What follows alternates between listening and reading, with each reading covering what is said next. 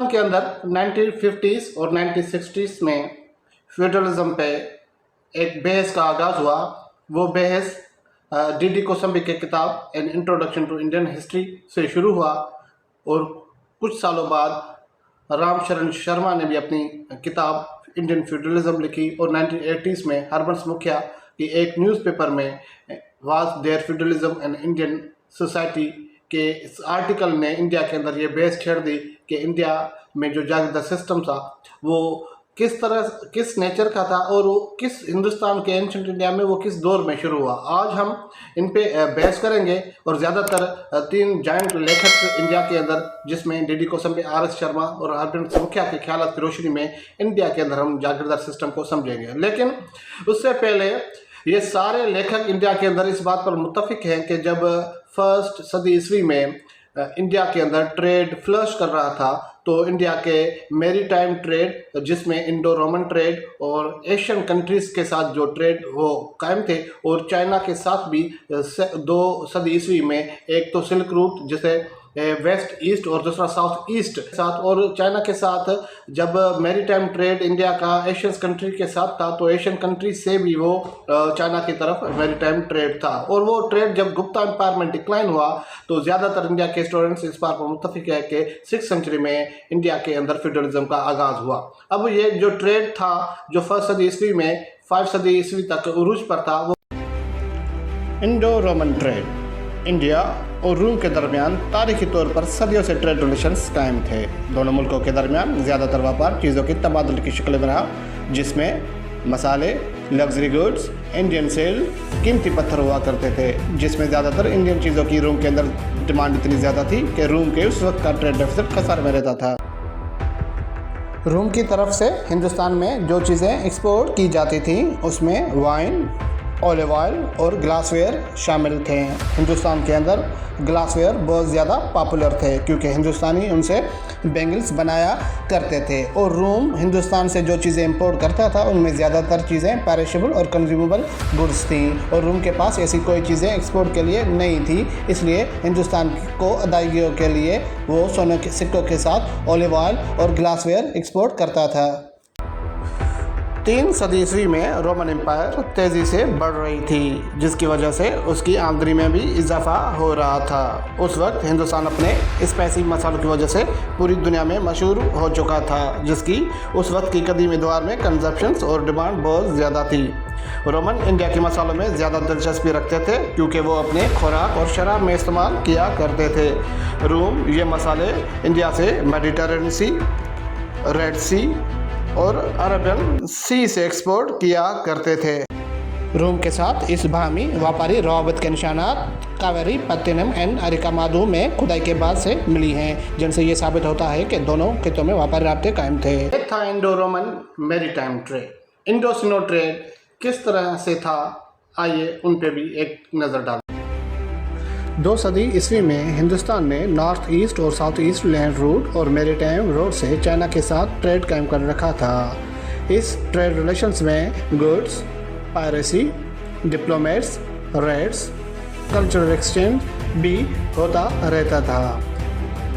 हिंदुस्तान के सारी पोर्ट्स इस ट्रेड रिलेशंस का मरकज़ हुआ करते थे। चाइना की तरफ से जो चीज़ें एक्सपोर्ट्स की जाती थी उनमें सिल्क, सिरामिक्स, सिल्वर, कारपेट और जो इंपोर्ट की जाती थी इंडिया की मिर्चें, स्पाइसेस और इंडियन सिल्क्स हुआ करते थे। Roman trade, Indo Sino trade और इंडो एशियन ट्रेड के जो आज के इस दौर में जो खुदाई के बाद नवारदात मिलती हैं उनमें ये साबित होता है कि ये ट्रेड रिलेशंस इंडिया में 1st सदी ईस्वी में कायम हुए जिसमें जो इंडिया के साउथर्न कोस्ट थे कावेरी, पत्तिनम और अरिकामादू और जो इंडिया के वेस्टर्न कोस्ट है जिसे मलाबार कोस्ट और डी कोसंबी जो जिक्र करता है कि जो कोचीन के माजुरी port this is the western part of coastal area of India near Malabar को था। उनसे जो नवारदात मिलती हैं उनसे ये पता चलता है हिंदुस्तान के चाइना एशियंस और रोम के साथ ट्रेड रिलेशंस थे। अंदर चार किस्म की जागीरें एंशिएंट इंडिया में लेखक लिखते हैं, जिसमें डॉक्टर अली मुबारक कहता है कि हिंदुस्तान में जागीरें पहले तो हुक्मरानों की थी, खास ज़मीन थी। उसके बाद सामंती जिसे हुक्मरानों के वेसल्स कहते थे। उसके बाद ब्राह्मणों को जो वज़ाइफ और खैरात में दी गई ग्रांट थी ज़मीन की। और जो चौथा नंबर था वो कबीलत के लोग थे हिंदुस्तान के अंदर, उनको वो इनाम के तौर पर ज़मीन दी जाती थी। अब ये थी चार किस्म की जागीरें। अब उसके साथ हिंदुस्तान अपनी जाति सिस्टम में, कास्ट सिस्टम में डिवाइडेड था, जिसमें ब्राह्मण्स, कश्तरियास, वैश्यास, शूद्रास और लास्ट में दलित आते थे। अब 1950s में डी.डी. कोसंबे अपनी किताब an introduction to Indian history लिखी।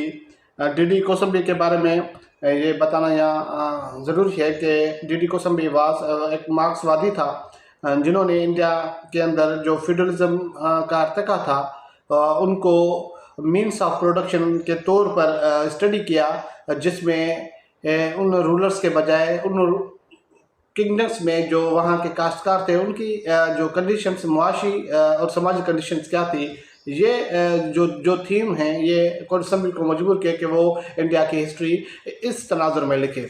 अब डी.डी. कोसंबे अपनी इस किताब में लिखता है कि इंडिया के अंदर जो सिस्टम था वो अवाली दौर से ही था। अवाली दौर से इस तरह से था कि जब 500 कबल मसीह में मगधा एम्पायर जो विक्टोरियस हुई, और मगधा एम्पायर के बाद जो गुप्ता एम्पायर तक था, गुप्ता एम्पायर में तो एक ट्रेड था जो उरूज तक पहुंचा, लेकिन वहाँ पे जो किंगडम्स थे वो जो इनकम आती थी ज़मीनों से, काश्तकारों की मेहनत से, वो उनकी सेकेंडरी सोर्स थी। इस वजह से डी.डी. कोसंबे का यहाँ पे ये मतलब था कि इंडिया में जागीरदार सिस्टम अवाली दौर से था, लेकिन trade the primary source of the revenues, so that's why DD. Kosambe made such a brilliant statement. अब डी.डी. कोसंबे मजीद ये लिखता है कि हिंदुस्तान में 3 अनासर नहीं थे जो यूरोप के जागीरदार सिस्टम में थे। वो 3 अनासर जो यूरोप के जागीरदार सिस्टम में थे, उसमें गुलामी, गिल्ड और चर्च।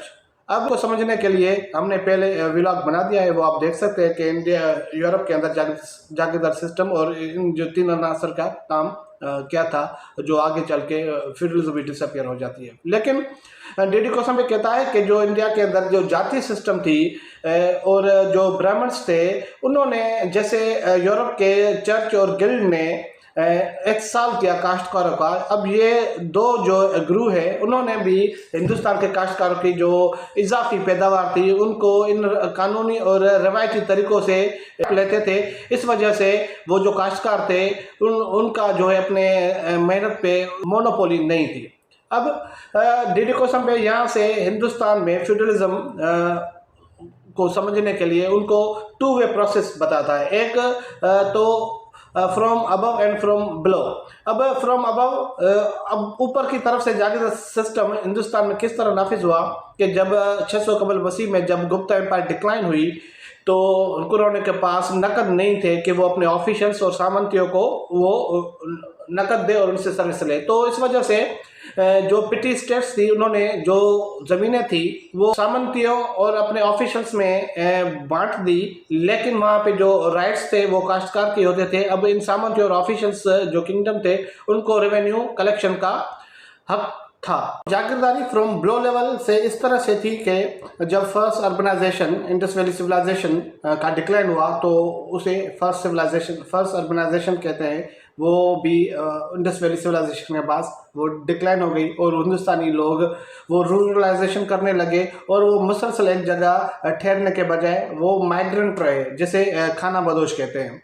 लेकिन जब 6th सेंचुरी में क्रू डायनेस्टी के एंड और महाजनापादास के शुरुआत में वो लोग उन विलेजों में एक साथ रहने लगे और मुस्तकिल बुनियाद पर रहने लगे, और उनके पास जो ज़मीनें थी उनके वो कलेक्टिव मालिक थे। और जब वो उन ज़मीनों पर वहाँ एक साथ काश्तकारी करने लगे तो उनको सेडेंटरीनीज कहते हैं। अब ये वो लोग थे जिनों के पास ज़मीन थी, जो आगे चल के जो इंडिया के अंदर हुक्मरान बन रहे थे, रूलर्स आफ्टर रूलर्स, उन आगे चल के वो वेसलेज का किरदार अदा किया। ठीक इस तरह जैसे यूरोप में जब रोमन एम्पायर डिक्लाइन हुई तो वहाँ पे जो लॉर्ड्स थे वो काश्तकारों से ज़मीन के मालिकाना हुकूक लेके उनको प्रोटेक्ट करता था, और जब सेंट्रल गवर्नमेंट बनी, रूलर्स पावरफुल बना, तो ये वही लॉर्ड थे जो वेसल बने। मजीद जीडी कोसंबे अपने किताब में ये लिखता है कि हिंदुस्तान में जो जागीरदार सिस्टम था वो 600 सदी ईस्वी से 900 सदी ईस्वी तक वो इर्तिका हुआ और 1200 सेंचुरी में वो जो है उरूज तक पहुंचा। और जब औरंगजेब की डेथ हुई start of the 18th century, तो उस दौर में जो है जागीरदार सिस्टम इंडिया के अंदर वो टूटा। शर्मा अपनी किताब इंडियन फेडरलिज्म में ये लिखता है कि हिंदुस्तान के अंदर जो जागीरदार सिस्टम था वो ईसाई दौर में शुरू हुआ। ईसाई दौर में इस वजह से शुरू हुआ कि जब मौर्यन एम्पायर 185 बिफोर क्रिस्ट में डिक्लाइन हो गई, तो उसके बाद जो हिंदुस्तानी टेरिटरी थी वो वंस अगेन डिवाइडेड इनटू पिटी किंगडम्स। उस वक्त जो वो पिटी किंगडम्स थी, सतवाहनास, कोशानास, चेरास और पांड्यास। तो उस दौर में जो सतवाहनन और कोशनन्स जो रूलर्स थे, उन्होंने जो ज़मीनें मंदिरों और ब्राह्मणों समेत जो दूसरे मजहबी प्रीचर्स थे उनको तोहफे और वज़ाइफ के तौर पर देना शुरू किए। तो इस दौर को लेखक जागीरदारी सिस्टम का जो है शुरुआती दौर कहता है। और आगे चल के लेखक ये टाइमलाइन देता है कि जब 350 सदी ईस्वी में से 750 सदी ईस्वी तक जब गुप्ता एम्पायर जो उरूज में थी और जो 6th सेंचुरी में वो डिक्लाइन हो गई, लेकिन जब वो उरूज में थी 4th सेंचुरी से 5th सेंचुरी तक, तो उन्होंने ये जो ग्रांट्स ब्राह्मणों और मंदिरों को दिया करते थे वो उरूज पर थी। आगे चल के जब 750 से 1000 तक जो सामंती गुरु अब हिंदुस्तान के अंदर पैदा हुआ, जो हुक्मरानों के वैसल का किरदार अदा करते थे, टाइम जो था वो हिंदुस्तान के अंदर जागीरदारी वो अपने उरूज तक वो अपने इर्तिका मुकम्मल कर चुका था। और लेखक आगे चल के ये लिखता है कि 1000 से 1200 सदी ईस्वी तक जो हिंदुस्तान के अंदर जागीरदार सिस्टम था वो उरूज पर था। और जो दिल्ली सल्तनत गौरी एम्पायर से जो लूधी एम्पायर तक थी, उस लाइन के तौर पर देखता है। अब जब हिंदुस्तान का इंडो सिनो ट्रेड मुकम्मल ख़त्म हो गया और लैंड रूट जो था, जो वेस्ट एशिया से लेकर बाज़ंटाइन एम्पायर तक था, लैंड ट्रेड था, वो भी मुकम्मल ख़त्म हो गया।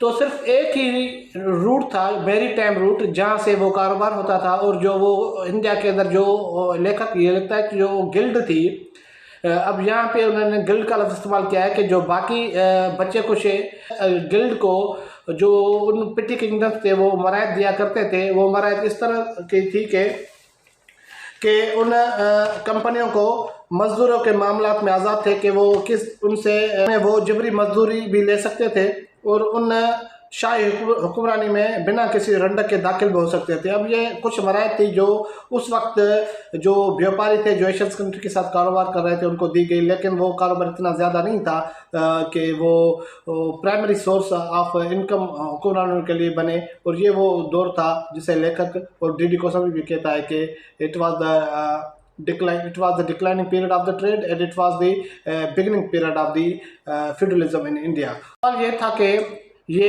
ग्रांट्स ब्राह्मणों और जो वेसल्स थे उनको क्यों हुक्मरानों की तरफ से क्यों दी जाती थी, उनके सवाल में जवाब में लेखक ये लिखता है कि जब long distance trade, Indo Roman trade, Indo Sino trade मुकम्मल उनका खात्मा हुआ और जो लैंड रूट था जो वेस्ट एशिया से बाज़ंटाइन तक था, उनका जब खात्मा हुआ, तो इनकी वजह से जो ख़ास तौर पर जो रूम से जो सिल्वर्स और गोल्ड क्विंस और कावरीज आती थी उनमें वो जो खासी कमी आ गई। तो इस वजह से जो पहले कावरीज मीन्स ऑफ एक्सचेंज तो इस्तेमाल की जाती थी, अब उनके जो है मौजूदगी में अब हुक्मरान मजबूर हुए कि उनकी जगह जो है ज़मीन है उन ब्राह्मणों और उन जो वेसल्स है उनको वो ग्रांट्स में दी जाए कि उन ज़मीनों से वो रेवेन्यू कलेक्ट करे ताकि हुक्मरानों के जो सर्विस है उनमें कोई रंडक न हो। 1980s में हरबंस मुखिया अपने एक article was there any federalism in Indian society में ये लिखता है कि हिंदुस्तान और यूरोप के अंदर जो जागीरदार सिस्टम था वो दो अलग-अलग हालात में पैदा हुआ। जैसे यूरोप में जो जागीरदार सिस्टम था वो गुलामी पर मुबनी जो पैदावारी सिस्टम था उससे शुरू हुआ, लेकिन हिंदुस्तान में जो जागीरदार सिस्टम था वो रियासत की तरफ से उनका नफाज हुआ कि जब 6th सेंचुरी में जो ट्रेड डिक्लाइन हो गया तो ये हुक्मरान मजबूर हुए कि अपने ऑफिशियल्स और उन ब्राह्मण्स को जो है वो ज़मीनें ग्रांट्स के तौर पर दे।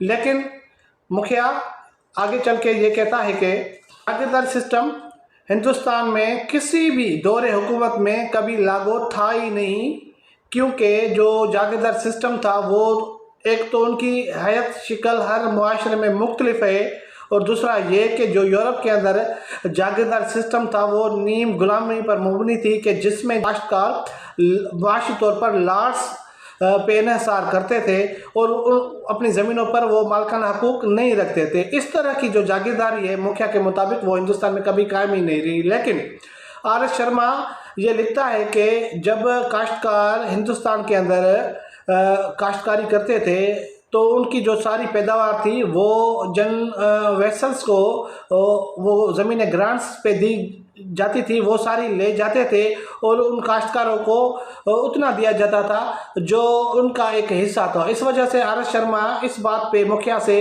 डिसएग्री रखता है कि जो इंडिया के अंदर जो जागीर सिस्टम था ही नहीं। इंडिया में के अंदर जागीरदार सिस्टम था जिसमें आर.एस. शर्मा कहता है कि ये एक पैन इंडियन फेडरलिज्म था, लेकिन मुखिया के मुताबिक जो यूरोपियन जागीरदार सिस्टम था वो इंडिया में नहीं था, और इस बात को वो कंसीड नहीं करता। जैसे आर.एस. शर्मा ने कहा कि इंडिया में जो जागीरदार सिस्टम था उन पे काश्तकारों के राइट्स थे, और जो यूरोप में जागीरदार सिस्टम था वहाँ पे जो लॉर्ड्स उनके मालिक थे।